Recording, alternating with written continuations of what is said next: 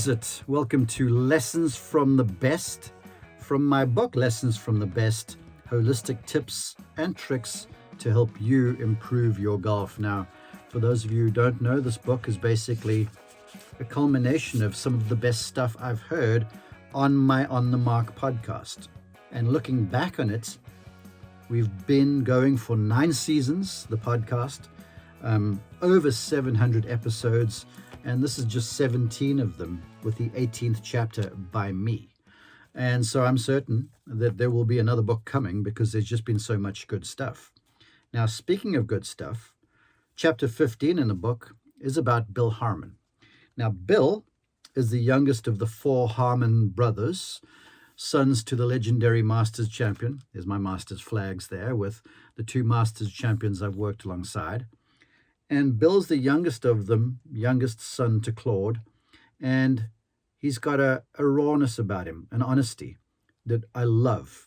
And when it comes to game improvement, he's not afraid to do anything, try anything to help you get the best out of your game. And when I remember interviewing him, and the conversation was sprinkled with laughter, times where I was very pensive, times where I hung on every word of Bill's, times when I almost cried with him because he was so real about his personal battles. And so it's so worth a listen. And this chapter, I remember when I was transcribing all the quotes, that there was almost too much to get into one chapter. So I tried to summarize it as well as possible. And the name of the chapter is Give Me Tough Over Good Any Day. Now, this is coming from Bill, who's been a fantastic player, a PGA Tour caddy, a coach, a well-respected instructor and coach, and he's seen it all. And the one thing he said was, give me tough over good any day. It was something he learned from his father, Claude. So when it came to picking out a quote for this little segment, there were so many that I sort of wrestled for a while, and then I eventually came on something that is really true, something that's really honest, and something that you can't seem to gloss over if you're really wanting to hit the golf ball better. Now, this quote is Bill talking, sharing basically an experience he had with his father, Claude, who was a legendary instructor, one of the best ever in my opinion. And Claude, Bill called him pathologically honest. So I'll read the quote, and then we'll unpack this. Now, this is Bill. And one of the things now Bill's referring to his father, Claude, one of the things he said to me early on that I really didn't like was when he changed my grip. And I said, well, Daddy, that doesn't feel good. And his exact words were, you appear to be a bright young man. I couldn't say that I was, and he asked me if I knew what an inanimate object was. I said, I think so. And he said, is the golf ball inanimate? And he said, is the object striking the ball inanimate? And I said, yes. He said, those 2 things don't care about your feelings. The downswing is not an encounter group. The golf ball is eventually going to go where the club face tells it to go.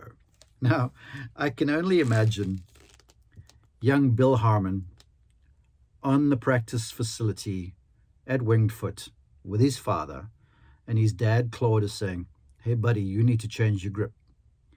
And Bill's like, well, Dad, that doesn't feel very good. And then Dad looks down at little Bill and says, do you know what inanimate means? Because you seem like you're a fairly smart young man. And Bill's like, yes, sir. And Claude goes, well, is that golf ball inanimate? And Bill goes, yes, sir. And he goes, is the golf club inanimate? And he goes, yes, sir. And he goes, well, those things don't have feelings. This is not some encounter group on your downswing. The reality is, with these 2 inanimate objects, is one is going to tell the other one exactly how it's going to go. So it's your job to organize yourself in such a fashion to get the inanimate, the lifeless club face organized to get the lifeless golf ball to go how you want it to. And the reality is, Your first and your only point of contact with that golf club is your grip. Now, I've heard it said that good golf begins with a good grip. True.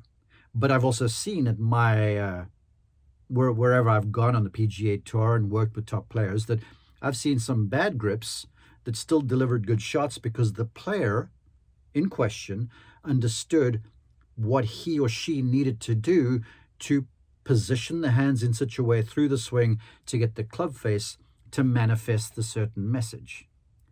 So the reality of it is, if you want to quickly change how the golf ball's going, you reorganize the club face. Because the final quote there by Claude, or the final portion of the quote was, the golf ball is eventually going to go where the club face tells it to go. Now, we know that because of launch monitor data.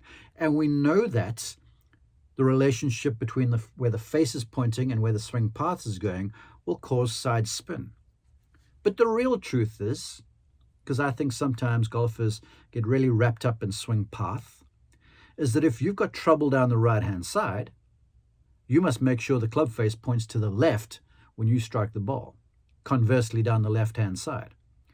Bill's brother Butch, who also has a chapter in this book, shares a story that Claude taught him. And Butch was playing at the time, and his father said to him, Butchie, you're on the 18th tee at Pebble Beach.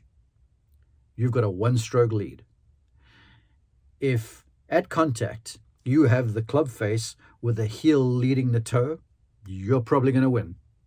If at contact you have the toe leading the heel or the club face is closing with the Pacific Ocean down the left-hand side, you're losing. And that's the reality of it, is that if you want to change the directional impetus of the golf ball, you need to organize the club face differently. And that is done with your hands. Whether you change your grip, whether you reposition your wrists, or whether even you hold the club face or you twist it in your hands to set it up a touch more open, a la Tony Finau, or maybe a touch more closed. That's personal preference. But it comes down to the understanding that, okay, this is what I do, this is my tendency, and this is what I need to do to get the golf ball to go as I so desire. Now, as I share this story, I know it sort of sounds, okay, logical. Well, my question to you is, if it's so logical, why aren't more people doing it? I can't tell you. In all of my years teaching golf, and I've been doing this since about 1996, I walk up and down driving ranges and I see golfers adjusting on their backswing, working on their pivots, trying to keep their head down, whatever the case might be.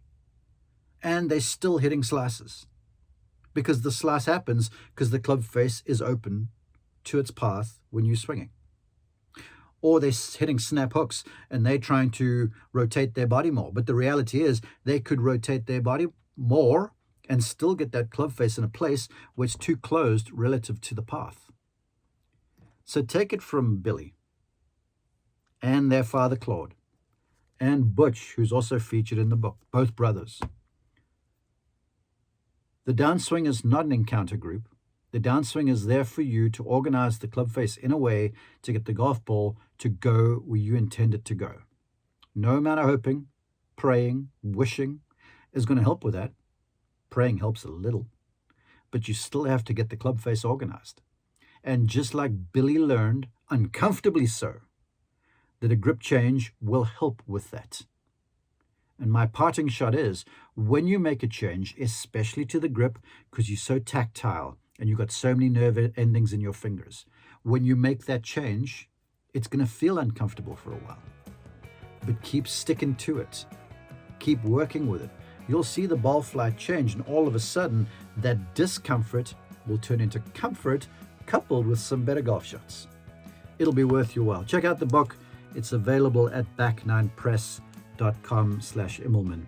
Loaded with stuff to help you hit straighter golf shots.